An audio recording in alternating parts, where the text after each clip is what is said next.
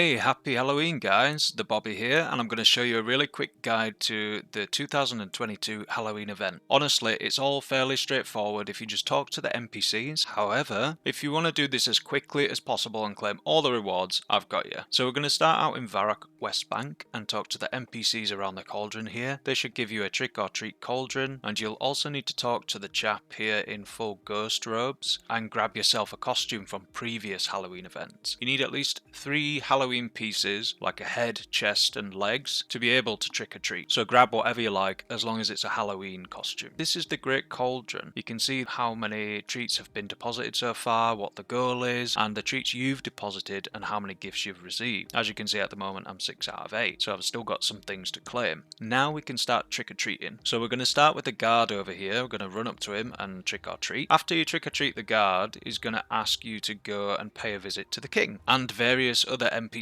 around Gielinor. So what I would do is bring yourself a stamina or some super energy potions, get yourself a glory, some home teleports and a scroll of redirection. If you don't have a player owned house and scrolls of redirection, you should be okay as long as you bring a glory with at least 2 charges. You're also going to need a Lumbridge, Falador and a Varrock teleport. So run up to the palace. What I would advise you do is trick or treat some of the guards here because we are going to need to get about 750 sweets in total. So after you speak to the king, he'll give you about 100 sweets, and he's going to ask you to go and pay a visit to Aggie the Witch in Draenor. Best way to get to her is by using the Amulet of Glory and just teleporting to Draenor. So just do the same thing here, go to Aggie the Witch, trick or treat, and she's going to give you 100 sweets. There's going to be a little bit of dialogue which you can just skip. None of it is really important, it's just good old RuneScape dialogue, and she's going to tell us to then pay a visit to Duke Horacio in Lumbridge Castle. So you can teleport there any which way you like.